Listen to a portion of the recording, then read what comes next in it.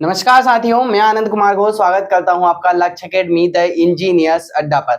आज हम पढ़ने वाले हैं टेक्निकल के क्वेश्चन जो कि इलेक्ट्रिशियन से संबंधित होने वाले हैं, जो कि अलग अलग प्रकार के जो टेक्निकल एग्जाम है इलेक्ट्रिशियन के, वहां पर पहले इनसे क्वेश्चन पूछे जा चुके हैं। उन क्वेश्चन के बारे में हम यहाँ पर डिस्कशन करने वाले हैं। प्रीवियस ईयर क्वेश्चन जिनको हम बोलते हैं PYQ, क्या कहते हैं जिन्हें हम PYQ, है ना, प्रीवियस ईयर क्वेश्चन जिन्हें हम कहते हैं, उनको डिस्कस करने वाले हैं जो पहले एग्जाम में पूछे जा चुके हैं।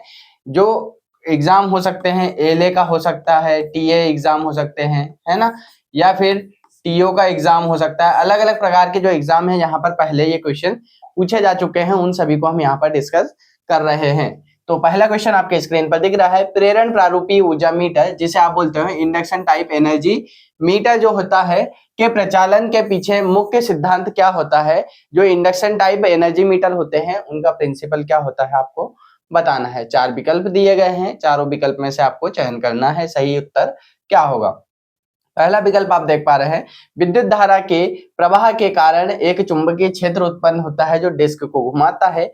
दूसरा विकल्प है, ऊर्जा को धारा की आवृत्ति के आधार पर मापा जाता है। तीसरा विकल्प है, मीटर प्रतिरोध पर वोल्टता पात का मापन करता है। समय के साथ, चौथा विकल्प है, समय के साथ शक्ति को अवकलित करके ऊर्जा की गणना करता है। तो इसका जो पहला जो ऑप्शन है, विकल्प है ए वाला, ये आपका सही आंसर हो जाएगा। विद्युत धारा के प्रवाह के कारण एक चुंबकीय क्षेत्र उत्पन्न होता है जो डिस्क को घुमाता है। ये किसका सिद्धांत होता है आपका, इंडक्शन टाइप एनर्जी मीटर इस सिद्धांत पर या प्रिंसिपल पर कार्य करता है। तो इसका सही आंसर अगर हम बात करें तो क्या हो जाएगा, ए वाला इसका सही आंसर हो जाएगा।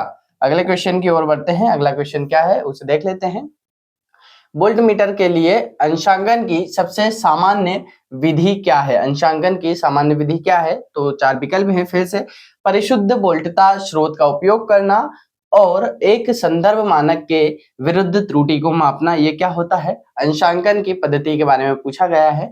दूसरा विकल्प है, परिशुद्ध रीडिंग के लिए आंतरिक प्रतिरोधों को समायोजित करके। तीसरा विकल्प है, वोल्टता को मापन के लिए एक धारा संट का उपयोग करके। या फिर दूसरा है, अगला विकल्प है अंतिम, शून्य मान सेट करके और परिवेशित तापमान परिवर्तन करने के लिए उसे समायोजित करके। ठीक है, तो सही विकल्प क्या होगा, इसका सही विकल्प जो होगा ए वाला, इसका भी सही आंसर होगा। ठीक है, ए वाला क्या होगा, इसका राइट आंसर होगा। क्या है कि जो परिशुद्ध वोल्टता स्रोत का उपयोग करना और एक संदर्भ मानक, मतलब जिसे संदर्भ मानक जिसे हम कहते हैं रेफरेंस, क्या कहते हैं, रेफरेंस मेजरमेंट के विरुद्ध त्रुटि को मापने का कार्य कौन करता है, वोल्टमीटर के लिए अंशांकन की सबसे अच्छी पद्धति है। ठीक है, अगले क्वेश्चन की ओर बढ़ते हैं। अगला क्वेश्चन है, किसी प्रतिरोध पर चौथा बैंड, फोर्थ बैंड जो होता है वो क्या प्रदर्शित करता है ना। फोर्थ बैंड जो होता है वो क्या प्रदर्शित करना है आपको बताना है।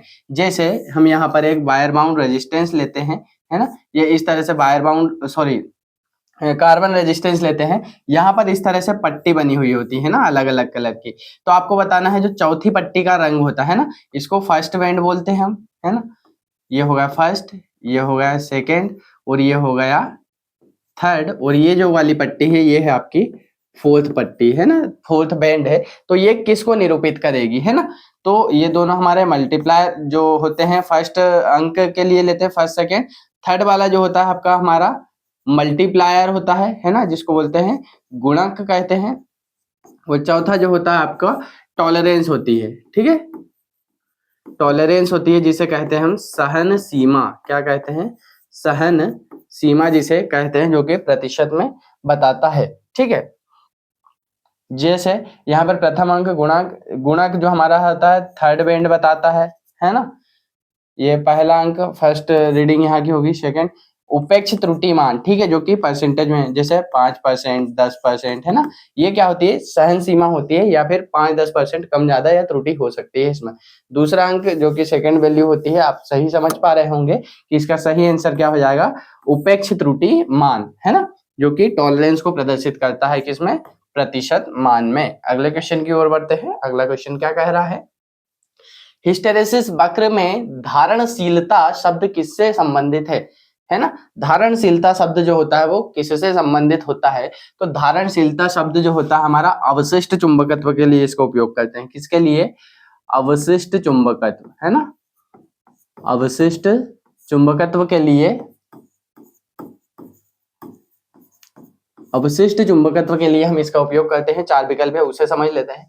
बाह्य चुंबकीय क्षेत्र को प्रतिरोध करने की किसी पदार्थ की क्षमता, चुंबकन बल को हटाने के बाद किसी पदार्थ में बचा हुआ अवशिष्ट चुंबकत्व। सही आंसर आपका बी वाला सही आंसर हो जाएगा। बहुल धारा हानियों के कारण होने वाले ऊर्जा ह्रास, ये भी नहीं होगा आपका। अगला है चुंबकशीलता में वृद्धि की दर, ठीक है, ये भी नहीं होगा, है ना, और ये भी नहीं होगा। तो सही आंसर क्या हो जाएगा आपका, बी वाला क्या हो जाएगा आपका सही आंसर हो जाएगा। अगले क्वेश्चन की ओर बढ़ते हैं। अगला क्वेश्चन क्या कह रहा है समझते हैं। प्रतिरोधक रंग कोड में गोल्ड बैंड की सहिष्णुता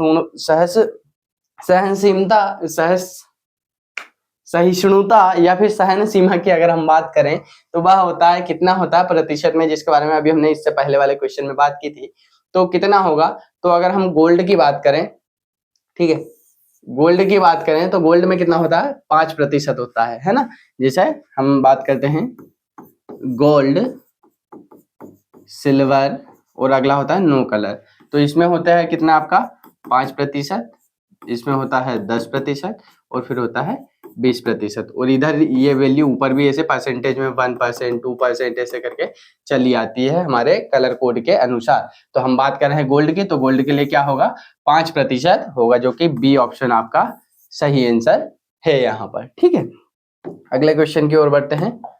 अगला क्वेश्चन है, प्रेरित किसी परिपथ में प्रेरकत्व और प्रतिरोध दोनों क्यों लगाते हैं, है ना, क्यों लाते हैं, ठीक है।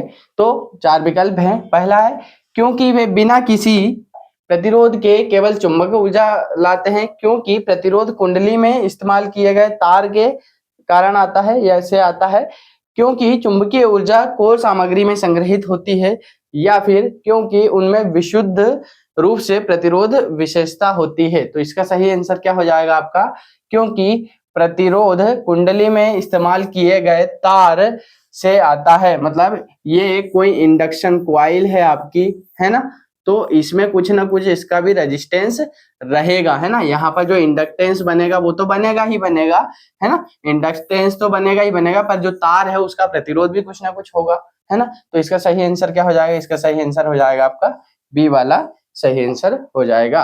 अगले क्वेश्चन की ओर बढ़ते हैं। यदि स्थिर कुंडली को जोड़ने वाला फ्लक्स नहीं बदल रहा है तो ऐसी कुंडली में प्रेरित वोल्टेज खालिस्तान होता है। तो ऐसी कुंडली में प्रवाहित जो वोल्टेज होगा वो क्या होगा आपका शून्य होगा, ठीक है, वोल्टेज क्या होगा शून्य होगा। ये इसका राइट आंसर हो जाएगा, ठीक है। चलो अगले क्वेश्चन की ओर बढ़ते हैं। अगला क्वेश्चन क्या कह रहा है, निम्नलिखित में से कौन सा विकल्प प्रेरक प्रतिघात और आवृत्ति के बीच संबंध को यथार्थ रूप से स्पष्ट करता है। तो प्रेरक प्रतिघात आवृत्ति के व्युत्क्रमानुपाती होता है, प्रेरक प्रतिघात आवृत्ति के अनुक्रमानुपाती होता है, या फिर प्रेरक प्रतिघात आवृत्ति से स्वतंत्र होता है, प्रेरक प्रतिघात आवृत्ति के वर्ग के व्युत्क्रमानुपाती होता है। तो इसका सही आंसर क्या होगा आपका बी वाला सही आंसर होगा। प्रेरक प्रतिघात जो होता है आवृत्ति के अनुक्रमानुपाती होता है, ठीक है। प्रेरकी प्रतिघात क्या होता है आपका आवृत्ति के अनुक्रमानुपाती होता है। इसका भी बी जो है आपका राइट आंसर होने वाला है। अगले क्वेश्चन की ओर बढ़ते हैं। अगला क्वेश्चन क्या कह रहा है वह समझ लेते हैं, ठीक है। आप इसे बताएंगे कि क्या होगा इसका राइट आंसर, है ना। प्रेरक के प्रेरकत्व को बढ़ाने के लिए सामान्यतः किस प्रकार की कोर सामग्री, कोर मटेरियल का उपयोग किया जाता है। तो वायु का, कॉपर का, फेराइट का, एल्यूमिनियम का, हमें क्या बढ़ाना है उसकी जो सामान्यतः है, ठीक है, क्या बढ़ाना है प्रेरकत्व इंडक्टेंस बढ़ाना है। तो हम किसका उपयोग करेंगे, तो हम उपयोग करेंगे फेराइट का उपयोग करेंगे, जिससे क्या होगा ज्यादा से ज्यादा वहां पर प्रेरकत्व बढ़ेगा, चुंबक बढ़ेगा, है ना। चलिए आज के लिए इतना ही, मिलते हैं अगले वीडियो में। Thanks for watching.